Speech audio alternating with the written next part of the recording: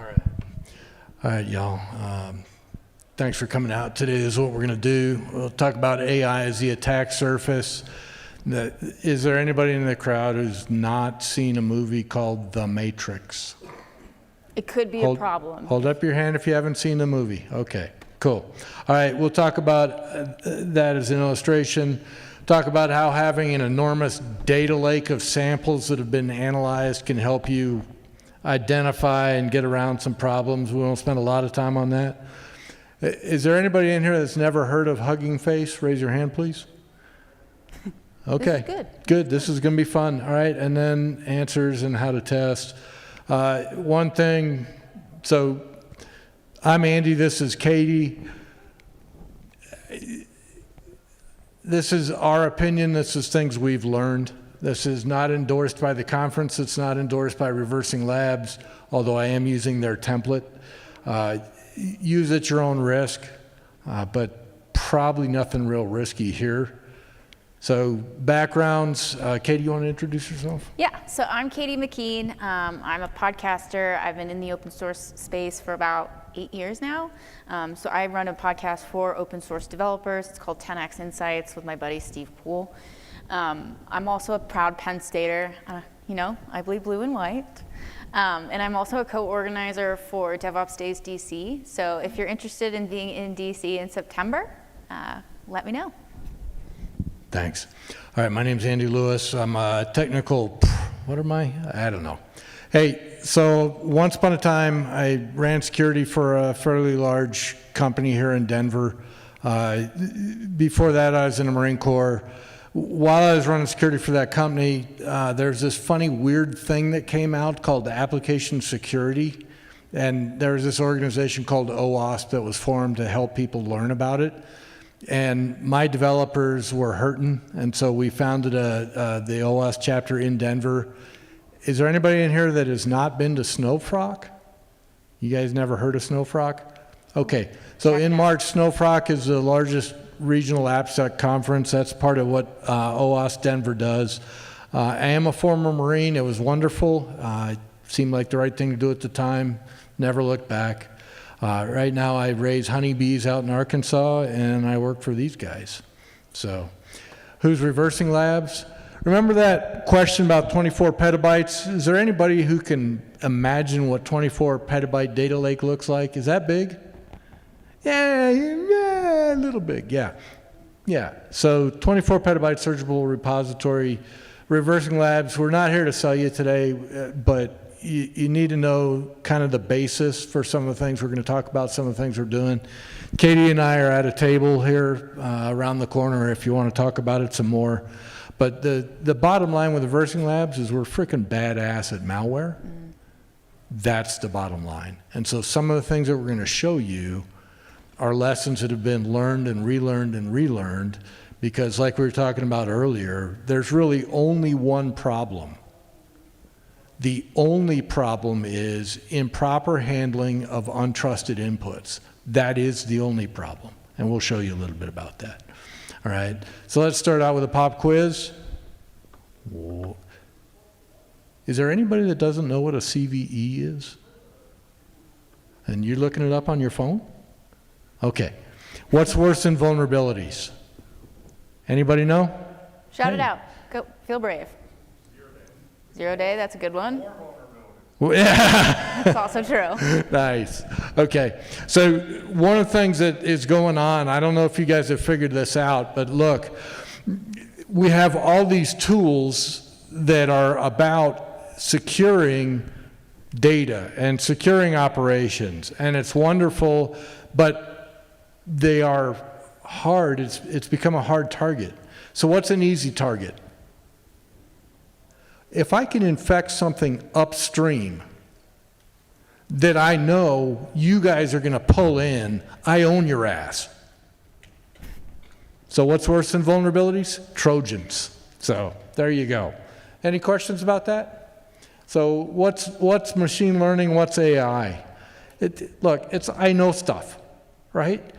Some of y'all I can see, don't let the brown hairs fool you, but I've been doing this for a little while. There was a promise of the internet, right? We're going to unleash knowledge all of humanity's knowledge. And now as we're getting closer to this kind of AI horizon, maybe we're getting there. But what's machine learning? What's a machine learning model? Anybody want to answer that? What is a machine learning model? Math. Math. Good answer. Good. Anyone Cool. else? Statistics. Yeah, so is it actual learning? Is it learning like we think of how a child learns? Maybe, right? But not so much. Mathematical construct. What's the bottom line? I know stuff. And Okay. So when we're looking at this slide, right, we're talking still about the AI. But when life imitates art, are we actually learning? So AI is really good when you're telling it to do certain things. But what if you ask it to do something a little different? It can often be looking at learning things. So in the movie, right, all he had to do was download something, and then he learned Kung Fu, Brazilian Jiu-Jitsu, all these different types of martial arts, right? So when we look at this, we want to think, how are we going to prompt AI to teach Neo how to learn Kung Fu, right? And an example of how we can tell AI, right, of what we're looking for, just think and sit here right now. And this is the prompt we actually use, because we're looking to make a little cartoon image with Keanu Reeves playing Neo, right? You guys can read the slide saying, I know Kung Fu from the movie The Matrix. So just sit there for a moment. I want everybody to close your eyes, right? And think of what this cartoon will look like. Do you have that image? All right. So let's see what the upload looks like. So this is what Grok heard, right? Pretty good. He does know Kung Fu. We get he's in a Matrix, right? A little cartoony, he's got the glasses. And this is what Gemini heard. So here you have two models with the same prompt and two very different interpretations of what this looks like. So what happened? They both had the same answer, but they're actually trained on different models. So they're being able to see different things and come up with a different answer because their training material is different. So they're both correct, right? But they look a little different. So it seems to me that training makes all the difference in these AI models. But what happens if I want AI to imagine something that maybe doesn't exist or that's never happened? How do we think AI is going to play out with that? You're looking like, not today. Okay. So here, who knows what the right answer is? But what we want to do here is a little thought experiment, right? How many of you have heard of Pinky and the Brain? This is something from my childhood. I find it amusing. Okay, good. We're all in the same boat here. Thank you. So what happens if I want them to merge, right? What happens if we want Pinky and the Brain and the Matrix to come together? Two things we don't have any point of reference for, so who knows? So this comes down to next about what our prompt is, right? How good is our prompt? So again, I want you to close your eyes. And I want you to... After you read this. After you read this. I was getting there. Thank you.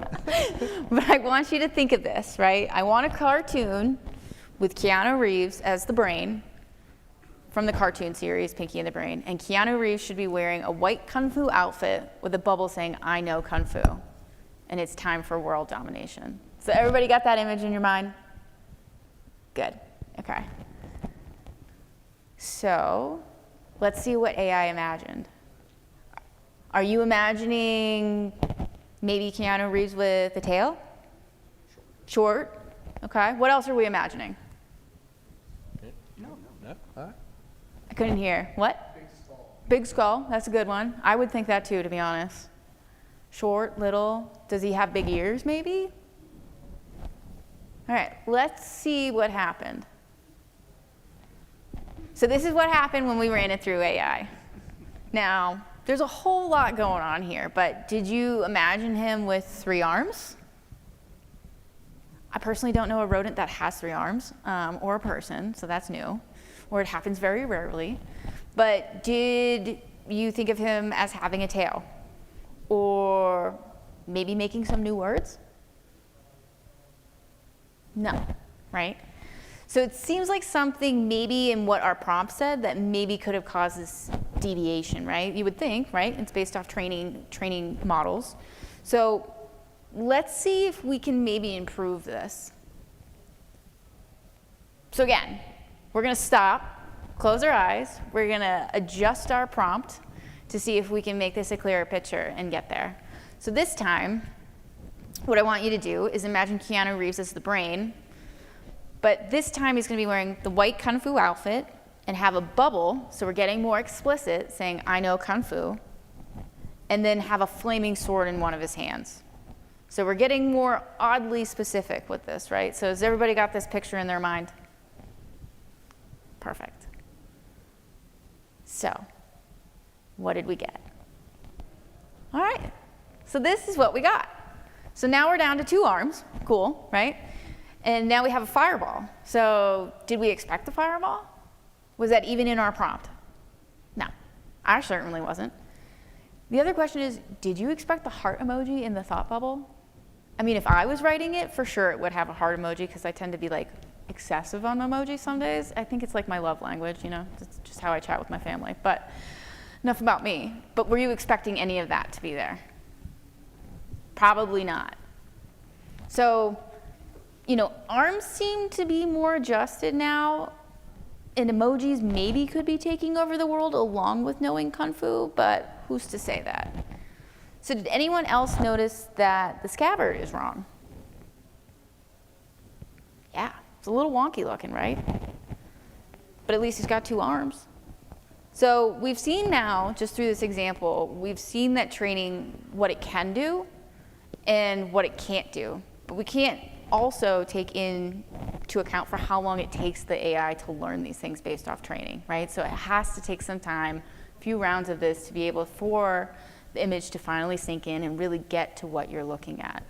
Also making sure that you are super explicit in the instructions that you're giving the AI. So, Andy, what's a pickle file? Who wants to say what a pickle file is? I know you all know.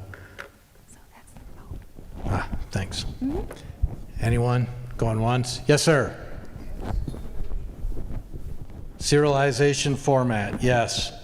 So commonly used for what? Package of models and make it available for distribution. Yeah. So serialized format to package up models, make it available for distribution. Well done, sir. Perfect. Thank you. So remember when Katie was talking about the Matrix? And there's that moment in the movie where Keanu Reeves gets a download and now he knows Kung Fu? It's the same thing, right? It's data ingested into the parts of you that need to learn, and now you know Kung Fu, right? What's the pickle file? Now I know Kung Fu. Why am I telling you this?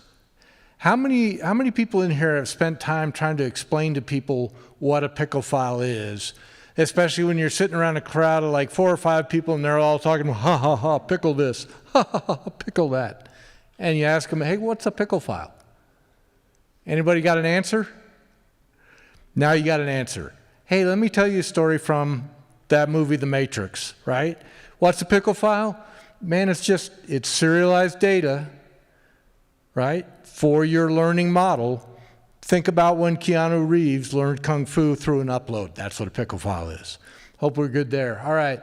So, hey, I should go the other direction. Let me go the other direction. There we go.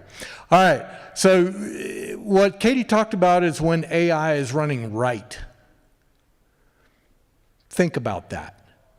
We're asking a question for something that, yeah, you know, it's not known, it's not been seen before, but there's nobody in their right mind that would say, well, a normal human image has got 3 arms or at least 3 sleeves.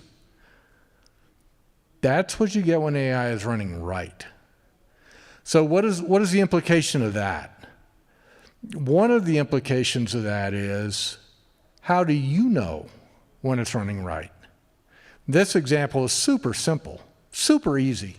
Everybody knows there's no such thing as a three-armed, three-sleeved guy in that movie, The Matrix, when you merge it with Pinky and the Brain. Everybody knows that, right? So let's talk about when things get really fun. Hey, these arrow buttons, they are directional.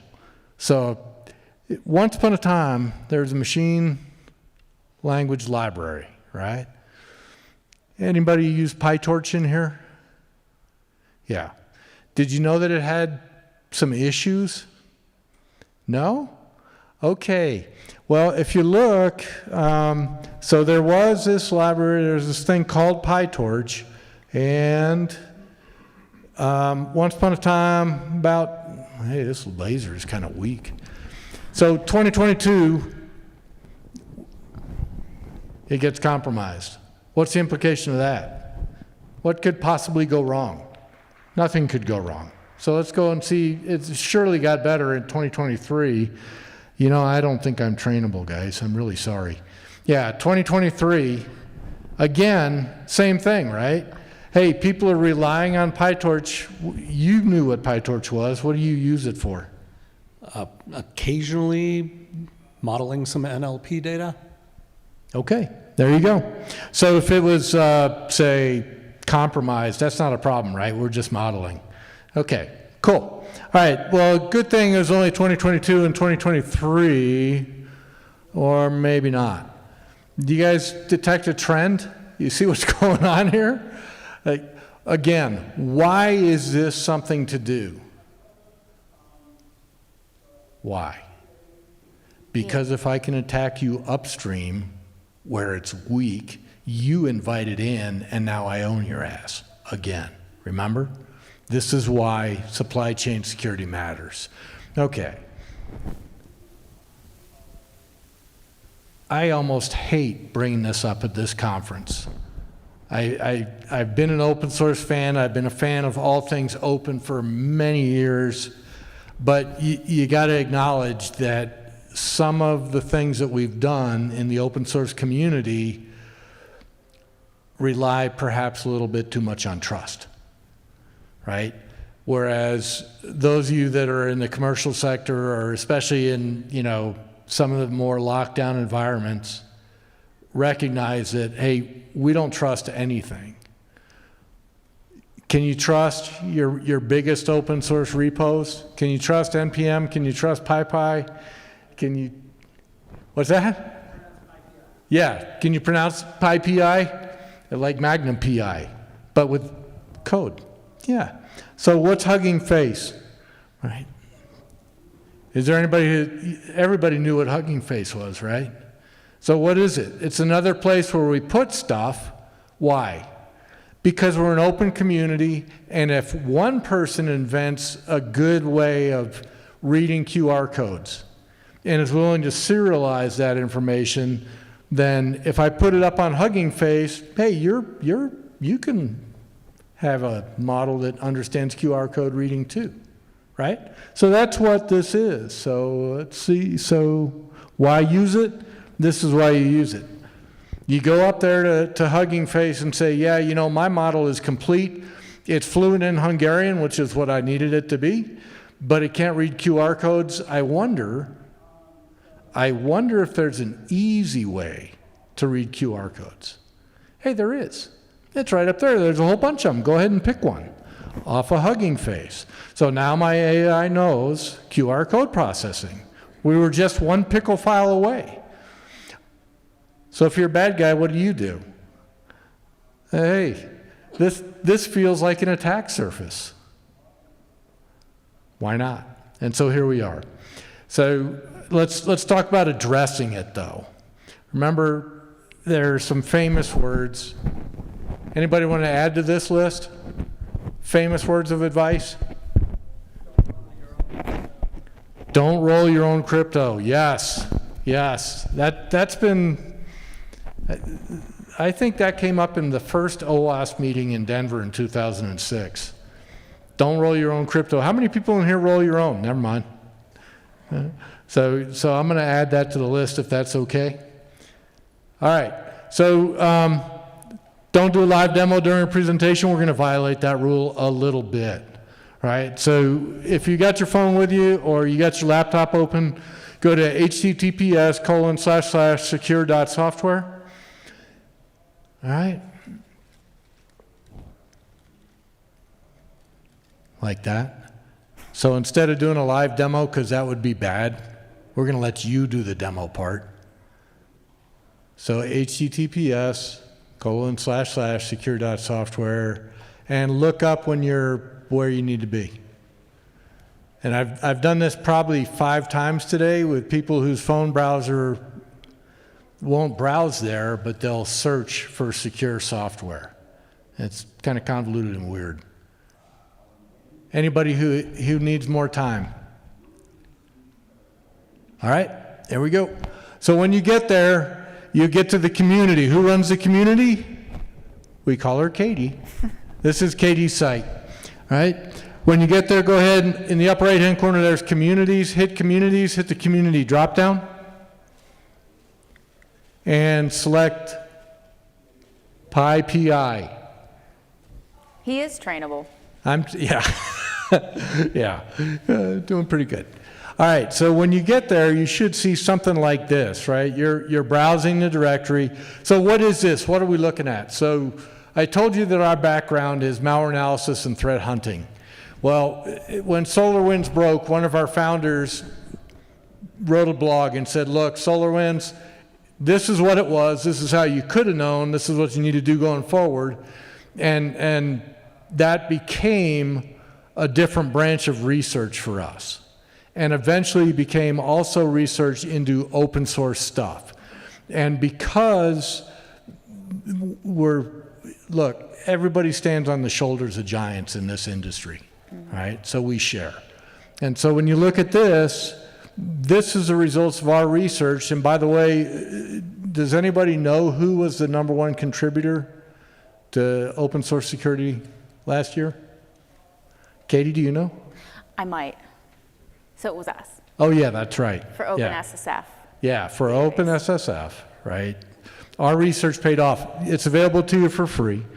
So when you're looking, if you look right now, you're browsing the PI directory, scroll down a little bit, hit your drop down, and for incidents and popularity, go ahead and look for malware and a key project, and you should get to a screen like this. Is there anybody having trouble getting there? All right. Okay. Did you all know that there were some key projects that had malware issues on PyPI? How many people just trust their downloads from PyPI? Okay. It's okay. It happens. It happens. It really does. So one of the things, let's see if, yeah, there we go. Can you all see the laser back there? Not so much.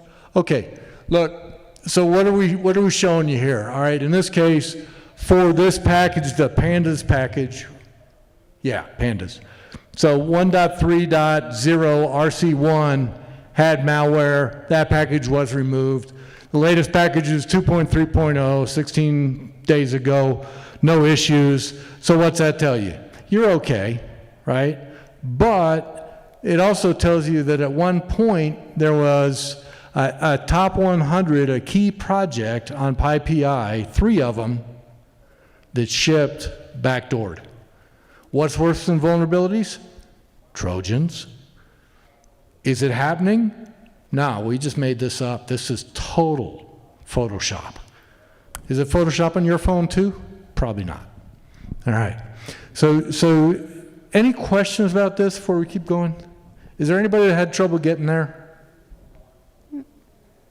Okay, good. All right. So, like we pointed out, right? So some of this stuff, this is recent, right? 8.1.0, and the current release is 8.4.1. You know, it's still going on, right? So, well, what about typo squatting? This is another way. If you're still on the site, same library, same PyPI, same repo, just in the field there, type in cryptography, right? And what you'll see is the number one hit is a library called cryptography. Once again, it's a top 100 project. It's got some issues. So when I say hardening, is there anybody testing for hardening? Is anybody who doesn't have any freaking idea what a hardening defect is? By the way, the Marine in me comes out when you don't. Yeah, I was gonna say, I personally didn't know about it until a couple years ago. So like, if you haven't heard of it, it's okay. You want to explain it? No, not today. Okay. All right. So anybody want to explain what hardening is? So last chance. All right. Once upon a time, Shrek here was working at HP. I was working at HP. There's this company called Microsoft. They came out with this marvelous invention called Windows XP. It was the bomb, man. It was cool. And it had a security feature. Anybody remember like what was so big about Windows XP and one of its hardening features? No, you don't remember that. Hey, there's also this thing called Linux. ASLR, does that mean anything to anybody? Address space, randomization, something? Yeah. Look, these are things that are invoked in emerging operating systems that if you code to use them, your code is less vulnerable, right? So I told you guys I ran OWASP chapters for many years. What's that about? Mostly injection vulnerabilities. That's different than saying, hey, look, if you're writing something that's going to be a binary running on somebody's OS, whether it's Linux or Windows, and you don't take advantage of something called data execution prevention that's been around since what? Windows XP in 2004, and you didn't hit that compiler switch to take advantage of that, your code isn't hardened. So when we talk about hardening vulnerabilities, that's what we're talking about. Is it the end of the world? No. It's not. Is it stupid? Man, people are going to point and laugh at you if they see it, but it's not the end of the world. All right. But we were talking about crypto squatting. What did you have to say? Yeah. That's a false positive. You want to bet $1? You're on. All right. Swing by the table after. All right. Cool. All right. So 3 hardening defects, right? And then we were talking about crypto squatting, remember, or typo squatting. Remember that the number one hit when you search for cryptography was a library called cryptography. Why do you suppose somebody would put in on PyPI a library called cryptography with a spare Y? Why would somebody do that? And then put malware in it. This is a rhetorical question, right? Yeah. Is typo squatting a thing? You bet your ass it's a thing. Yeah, it's a thing. And this other one, X cryptography, which also shipped with malware. You want to bet another $1? Can we? You want to bet that that's a false positive? Oh, come on, man. All right, double or nothing. All right.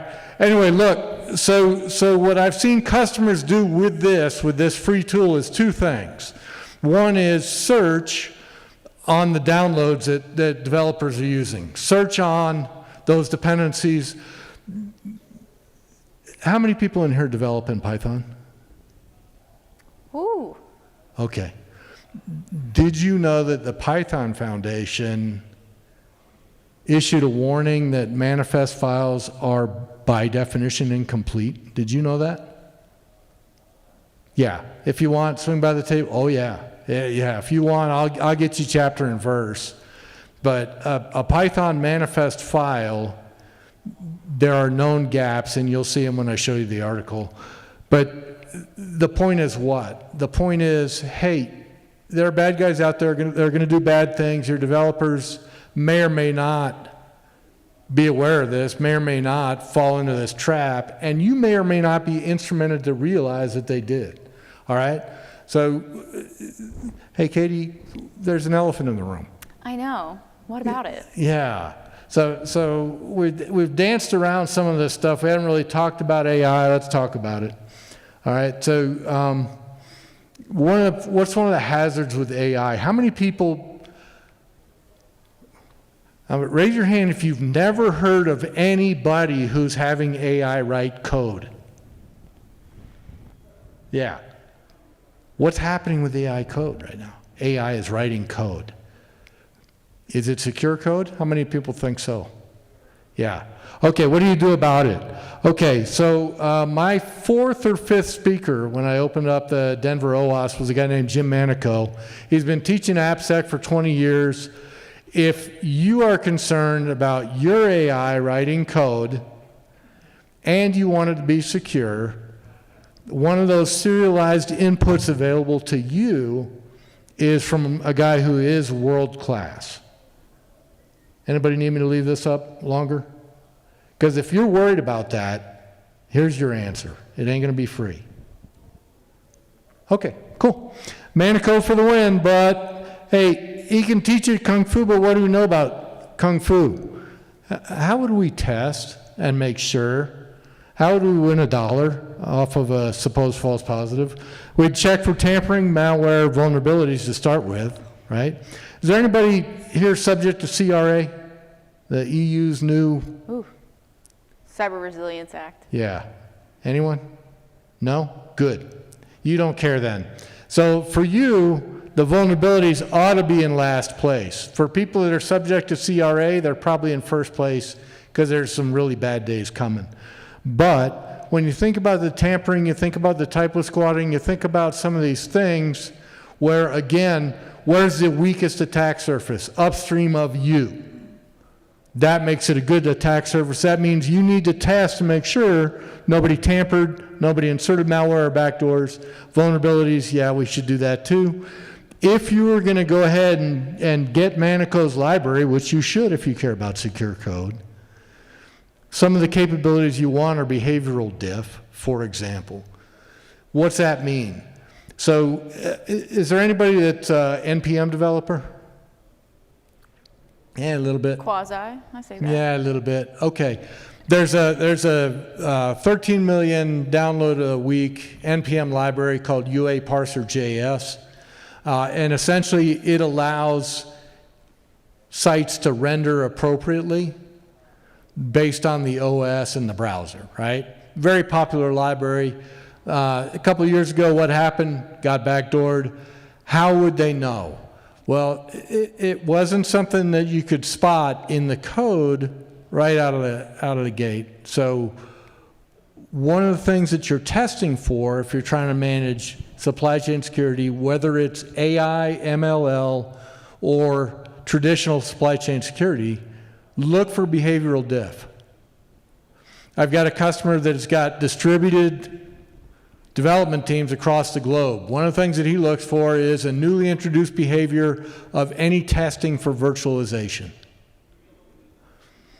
Who tests to see if their stuff is running in a virtualized environment? People trying to avoid sandboxes and companies trying to optimize for virtualization. Well, if your release doesn't say in the release notes that it's optimized for virtualization, why introduce that behavior? Why would you do that? So behavioral diff. In the case of UA Parser JS, one of the newly introduced behaviors was downloading. Like, hey, why would you do that? Well, seems bad. So behavioral diff, automation because you want to do it fast, and then report sharing. One of the things that's coming up, you guys don't care about CRA. There's a whole continent that does, because pretty soon people are going to be horribly liable for every single CVE in software that they ship.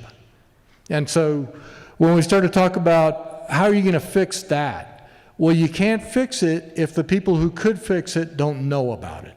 And so sharing's a big deal. So these are some things you want to pay attention to. But before the final quiz, so open community, right?